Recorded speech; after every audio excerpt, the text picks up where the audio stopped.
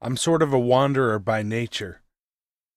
I wouldn't go quite as far as to say I'm a vagrant, but it was also no surprise to find myself walking along a dark, somewhat unfamiliar path last night, about 5 or so miles from my apartment. I'm also the curious type. When I see something that intrigues me or looks interesting, I can't resist checking it out. So it was also no shock to find myself walking toward a somewhat strange-looking forest. It was pretty dark, but looking through the rows and rows of trees fascinated me.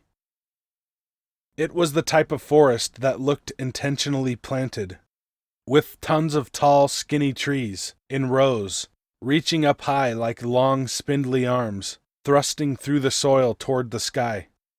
I decided I would enter. I had no regard for the rules, because plastered around a small clearing that appeared to be an entrance into the forest were signs that clearly read "Do not enter" and "No trespassing." The bright orange letters were nearly glowing against the jet black backdrop of the signs. The images burned brightly in my brain now. I probably should have listened to the signs, but I'm also a bit stubborn. I have some character flaws. It's okay, we all do. I looked around to see if anyone saw me, as I sort of felt like I had eyes bearing down on the back of my neck. But the part of town I was in was very much on the outskirts, and I didn't see anyone. I was mostly worried about police. I couldn't afford another ticket.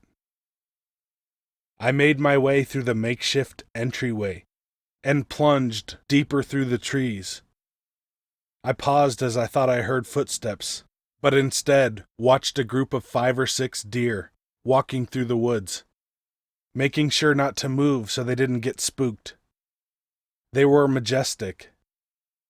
As they fed, I couldn't help thinking about all of my friends who hunt. It's the Midwest, so damn near everyone hunts. I imagined them waiting in the shadows, dressed to the hilt in blaze orange, guns at the ready, with these peaceful animals in their sights until they pulled the trigger. As the imaginary blast went off, so did the deer. They ran, and I pushed forward. I saw some more wildlife. A fox, a few possums. They were pretty cool too. Nature is a wonderful beast. I kept walking until I found a clearing. It was a large circle that looked very man-made. Stumps littered the outer rim of the circle, and I walked up to one and took a seat, the sounds of nature still blasting around me. I realized this must be some sort of hangout for teens in the area.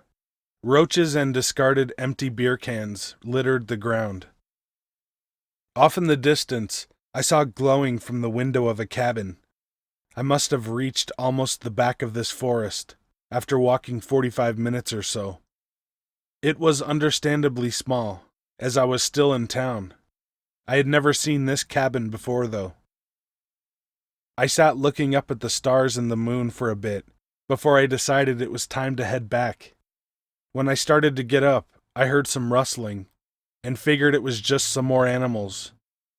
I turned and saw light flooding from the end of a flashlight, nearly pouring into the clearing I was in. I thought about running, but realized how sketchy that would look, and figured maybe I could talk my way out of it. My fears came true when I saw a blue uniform bursting through the trees, flashlight in hand, and pointed at my face. I squinted, nearly blinded until my eyes adjusted to the light. What I saw was not outwardly horrifying, but unsettling. This man looked strange beyond compare. He was tall, at least 8 inches taller than I stood, and I'm about 6'2". His legs were long and wiry, like the trees that littered the forest. His torso looked impossibly short, and his arms nearly matched the length of his legs. His mouth was wide and toothy, and his eyes were piercingly ice blue. He finally opened his mouth to speak after a few seconds of silence. "What are you doing here?" he asked. light from the moon reflecting off his badge. He spoke slowly. His voice was light and airy, sort of dreamy and soft. It was almost calming. His name tag shone as well. Alistair Attenborough. Strange name, I thought to myself. Hey, I realize this is private property. I'm sorry, I said, trying to remain calm and talk my way out of this imminent issue. He scanned the ground, like he was looking for something. I realize this looks bad. All of this stuff on the ground isn't mine, though. It was like this when I got here, I said, realizing I was starting to sound defensive. Fuck, another ticket probably incoming. I started wondering which bill I wouldn't pay this month. He said softly. I couldn't read him. It seemed like he believed me and didn't believe me at the same time. Yes, do you have some identification? I slowly withdrew my wallet and handed him my ID. He flashed his flashlight on it, scanning it intently. This is when I started to look at him a little more closely. I realized his blue pants were ratty and worn out. My town is poor, and they defund damn near everything, so maybe his uniform was just old. His belt was nearly falling apart too. I realized he didn't have a gun, a taser, or even a baton. As a matter of fact, he didn't have much of anything, just a police shirt and these pants. I began to question what was happening. Hey, just out of curiosity, could I get your badge number? I asked. I've had some questionable encounters with police in the... I trailed off. I looked down at his hands as he turned to me. In one hand, my ID and a flashlight. In the other, a syringe. I turned and ran, sprinting through trees, my shoulders crashing into branches, and low-lying sticks that had fallen to the ground scratched against my legs. I briefly turned to look, and the officer was running behind me as well. He ran so strangely. His arms stayed almost completely still at his sides, drooping down by his knees. His stride looked so slow and effortless, but he was running almost as fast as I was. My heart pounded and my lungs burned, but I didn't stop until I reached the entryway. I didn't see him once I got out of the woods. As I ran, I realized I was coming up on a gas station and sprinted inside. The clerk gave me a terrified look, like I was about to rob them or something. I soon realized it was probably because my shirt was torn, there was blood gently trickling from my arms where I had cut them on branches, and I was panting like a dog. I just need to use your bathroom, I managed to stammer out. I locked myself in the stall and caught my breath. I tried to calm down, but understandably, it was a bit difficult. I decided to call the police and tell them everything.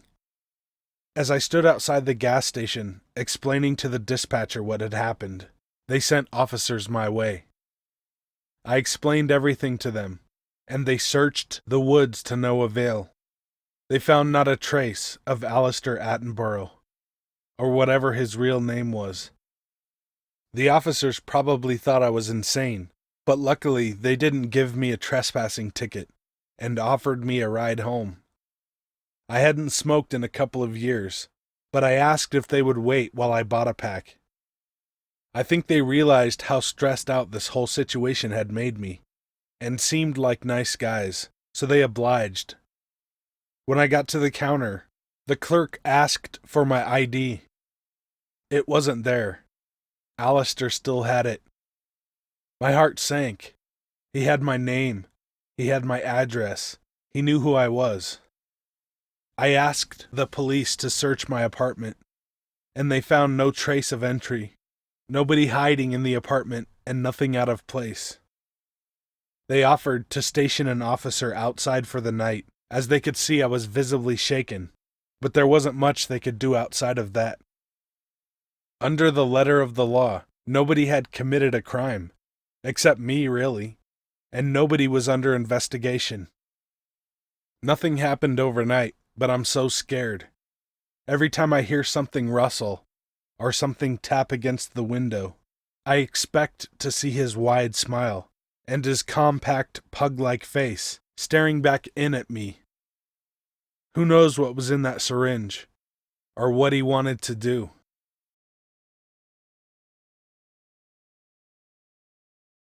I'll start with some information about myself. I'm a 22-year-old college student in the Tampa Bay area in Florida. Every night I like to go for a run. Usually no one is out, so I'll run to the station, get a drink, and walk back. I guess I used it as a way to relieve stress. I did this for 3 months where nothing bad happened. Passed a few shady people, but that's about it. One night in February, I go to the gas station and see a girl around my age parked on the side looking under her hood. She made eye contact with me and I offered help. The girl was around 5.5 feet tall, dark hair, and was really sweet. She asked if I knew anything about cars, and like most men my age, I acted like the reincarnation of Henry Ford. After about 5 minutes of searching, I find a wire severed and show her. She starts cursing a bit. Have to admit it was cute. I told her I'd give you a ride home, but she interrupts me and finished with, "You ran here? I've seen you a few times." Being a young guy, I get my hopes up after that comment. "I can walk you home if you'd like." She smiled and said she lived 10 blocks away and always noticed me coming from the opposite direction. "I just don't want to impose. What else have I got to do at 2:30 a.m.? I replied with a smile, to which she smiled back. At that moment, a truck pulled up and asked if we needed help. The girl, who at this point told me her name was Sarah, told him that the car broke down but she was fine and I'm walking her home. The man laughed in a pretty rude way and said, "Walk? Sweetie, I'll just give you a ride home." Sarah looked at me for a second, the kind of look that makes you feel uncomfortable. After a minute or so, she agreed to take the ride from the guy. I asked her if I can give her my number just so I know she gets home safe. She handed me her phone. I typed it in and she was on her way. So I go inside the gas station, get my drink and head home, nervously waiting for her call that never came. I figured she just took it to be polite. That's why she opted for the ride home, so I went to bed. The next few days went by normal. Didn't see her again, but her car sat in the same spot. Sure, I had got my hopes up, but I wasn't crushed. Then I finally see her car gone. It was kind of a relief because it means I won't awkwardly see her working on it. I go inside, get a drink, and go to pay. At the news rack, I see an article. A girl in her 20s was found essentially destroyed. The police had a hard time identifying her because of damage. Only clue they had were some large truck tires near the scene. I asked the cashier when Sarah had gotten the car. I was certain I was overreacting, but I was curious. The cashier said a man in a truck used tow cables and pulled it. He had her keys, though. I tried to convince myself that I'm just connecting unrelated dots. The whole walk home I thought about it. Felt guilty. Then I realized the wire had a clean cut, like a wire cutter did it. Originally I assumed it just snagged on something or an animal bit it. I'm not sure if what I think happened did really happen. I feel guilty though, like I allowed it to happen. It keeps me up. I still go on the walks, hoping to see her, but haven't yet. Hopefully I'll run into her tonight, or even the guy to ask him what happened. I'll update if I get more information.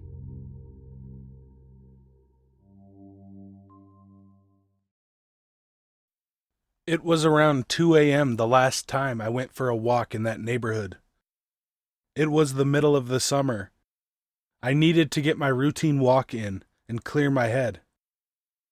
I had a usual route I would take that would lead me past my street, up 3 or 4 blocks, and onto the main street for a bit, before I circled back around an alley that was behind the wall of my backyard.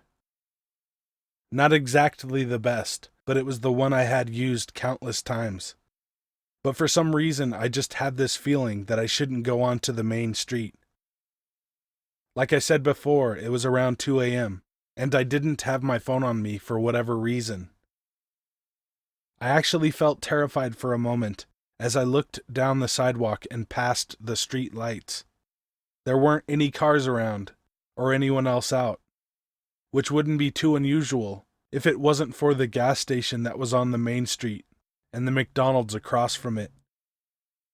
Those were usually the places for potheads at this time, but there wasn't anyone. It was dead silent except for my footsteps and the buzzing of the streetlights. I've never been afraid of the dark, not even as a little kid, but I was scared and nervous for some reason.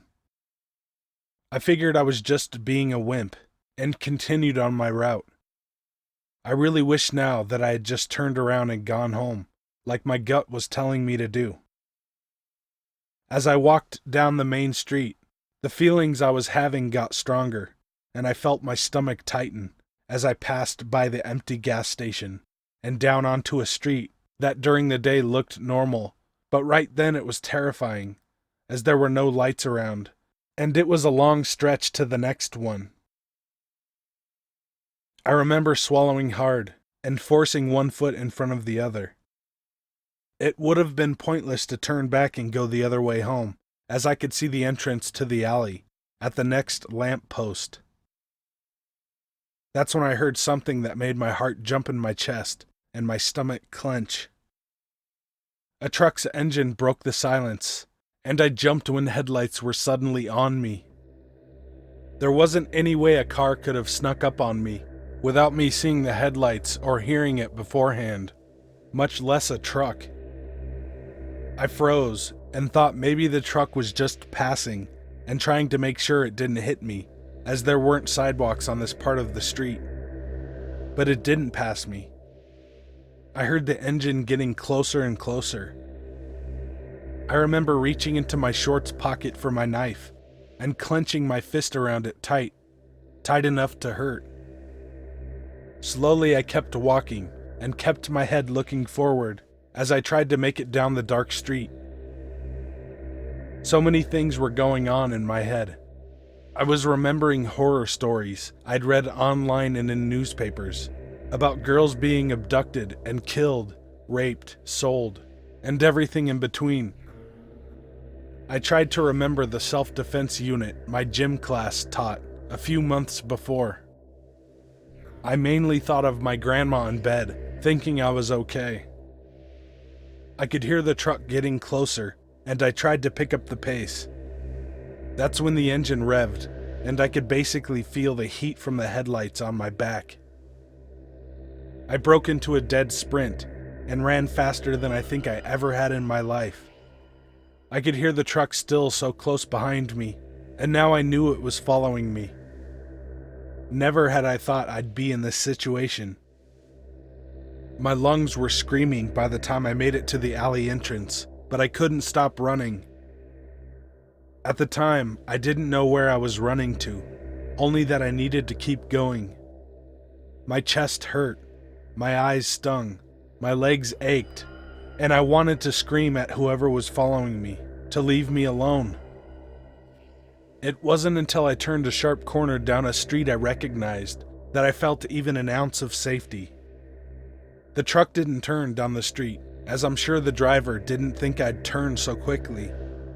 Instead, it drove right past, but then I heard screeching tires and a door opening and slamming shut.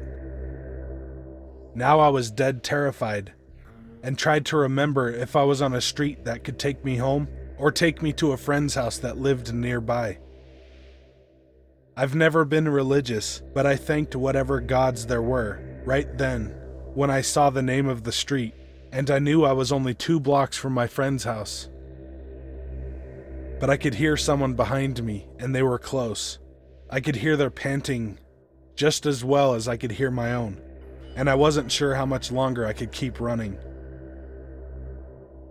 I could see my friend's house at the next street corner, and I don't know how I managed to get there without passing out or being caught. I pounded on the front door, waking the neighborhood up, I'm sure, screaming and begging for him or his parents to open the door. I turned around quickly when I heard a sharp intake of breath and what sounded like a growl. The person was standing at the edge of the driveway, breathing hard, and I kept pounding on the door. I kept screaming and hitting until the lights inside the house turned on. I looked back and he was gone. My friend's father opened the door, looking beyond pissed off, but before he could start yelling, I lost it. I was crying while babbling and trying to say what just happened.